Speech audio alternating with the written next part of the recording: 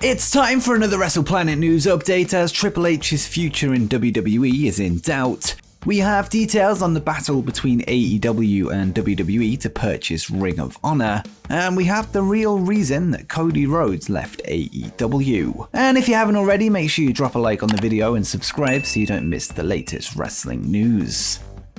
Let's start off with an update on the recent arrest of former WWE superstar Cain Velasquez following his involvement in a shooting. Santa Clara County District Attorney have now announced that Velasquez has been formally charged with 10 counts, including attempted murder, shooting at an occupied motor vehicle or aircraft, 3 counts of assault with a firearm, 3 counts of assault with a deadly weapon, willfully discharging a firearm from a vehicle, and carrying a loaded firearm with intent to commit a felony. Cain is said to have been chasing down a man who allegedly molested one of his younger relatives, and he would fire shots at a car with a semi-automatic handgun, wounding the stepfather of his target. Court documents obtained by TMZ provided the full details on the incident itself, which read, Velasquez, who was driving a black Ford F-250, then allegedly began shooting into the Chevy Silverado driven by Harry Goulart's stepdad. Authorities say Cain caught up to the car and rammed it before eventually firing off more shots. Cops were called and Velasquez allegedly left the scene. Soon after, cops located Cain on the road, pulled him over and took him into custody without issue. According to the docs, police found a .40 caliber semi-automatic handgun in Cain's truck. They also noted they found 2 10-bullet magazines in the vehicle, noting that 8 total bullets were missing from the mags. Santa Clara County DA Jeff Rosen would add,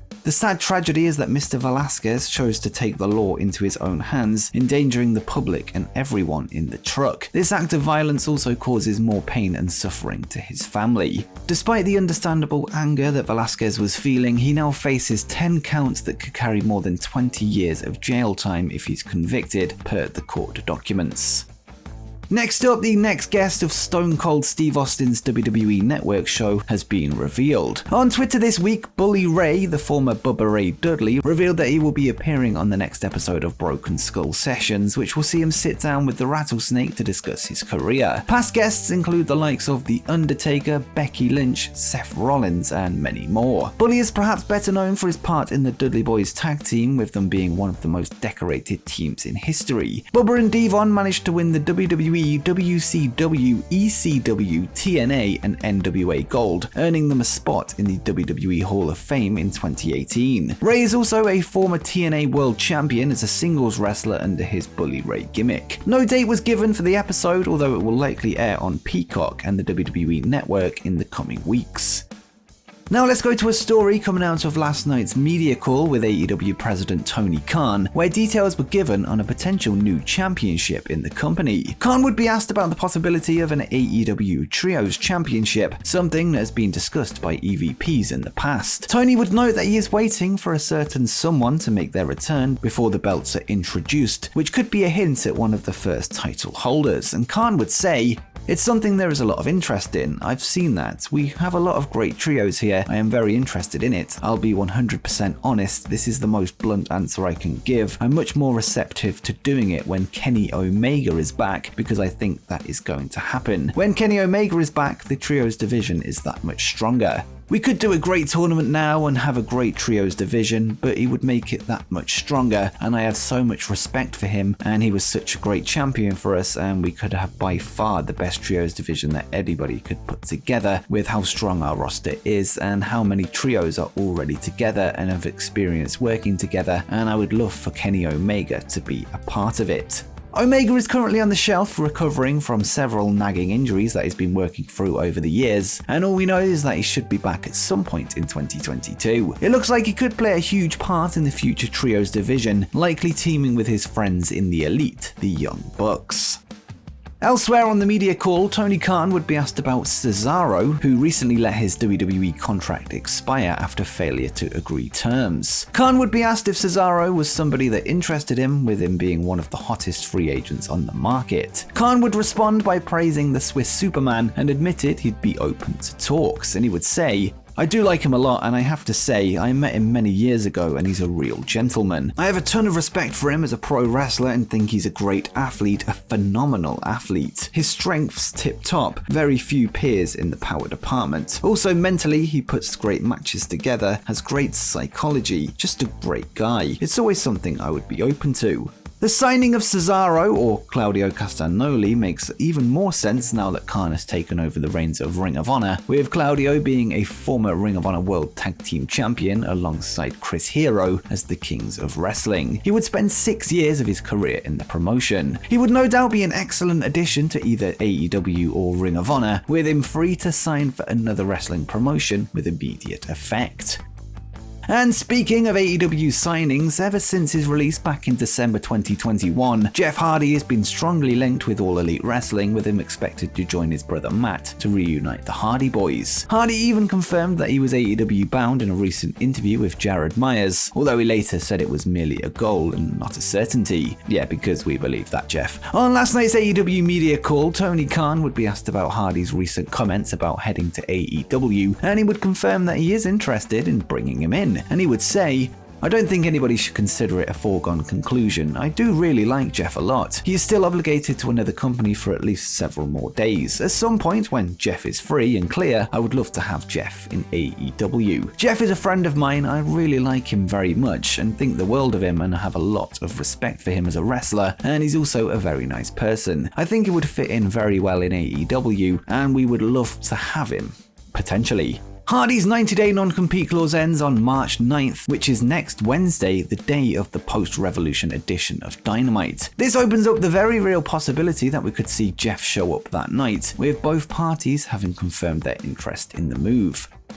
Over the past number of months, we've seen WWE completely rebrand NXT, releasing a number of Triple H's signings, with his backstage staff being completely restructured. WWE have once again released a close associate of Triple H, leaving his future in the company in doubt. According to PW Insider, WWE have released Lissette Pineda 2 years after she joined as manager of global talent strategy and development. Pineda's position meant she worked extremely closely with Triple H, or Paul Levesque, and has since been described as his top executive assistant. PW Insider have been informed that her departure seemed like just a matter of time, with Levesque still yet to return to the company full-time following health issues last year. Pineda's departure has also sparked speculation as to whether Levesque is ever going to return, as those who used to be in close communication with him haven't heard from him in some time. There is still no indication on whether he is close to stepping back from his role as Executive Vice President of Global Strategy and Talent Development, and there is still no timeline in place for his return. Pineda's exit suggests that Triple H is no closer to coming back, with his future in WWE very much up in the air.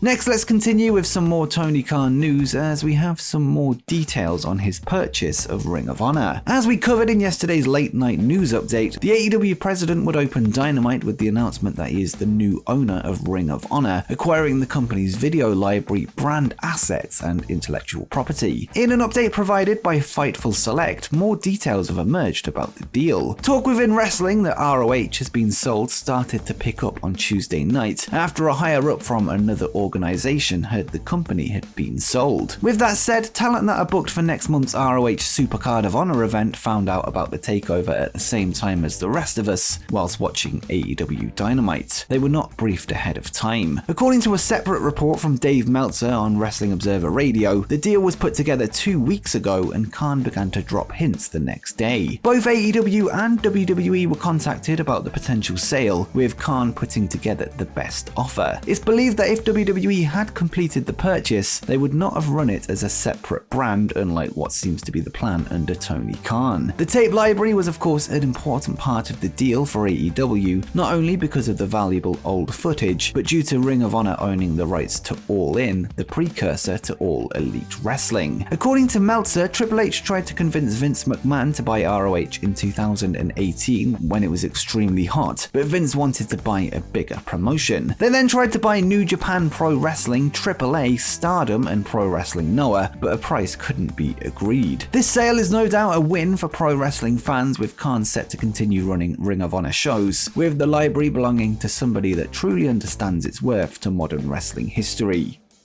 And finally, let's go back to the Tony Khan media call where he discussed the AEW departure of Cody Rhodes. During the call, he would express his gratitude for both Cody and his wife Brandi Rhodes for what they provided the company during their time there, and admitted it was difficult to see them leave. He then wished them all the best going forward and said, "It was very sad to see Cody and Brandi leave AEW, and I've gotten asked about it a number of times and I haven't said much. But what I do have to say is positive, and I really appreciate both of them and what they did for us as we got started and through the growth of the company, and I'm wishing them the best." Over recent months, several AEW talents have had an option in their contract activated, which sees an automatic extension to their deals, as seen with the Young Bucks, Chris Jericho, and many more. Khan was asked if Cody had such an option in his deal, and if so, why it wasn't activated, and he would reply, "I don't want to get too deep into it because a lot of it is personal between me and him, but I tried to reach a longer agreement with him beyond what we had for the option years, and it sounded like at one point we were going to, honestly, and when we couldn't settle on it, the last thing I wanted to do is keep somebody here that isn't going to want to be here.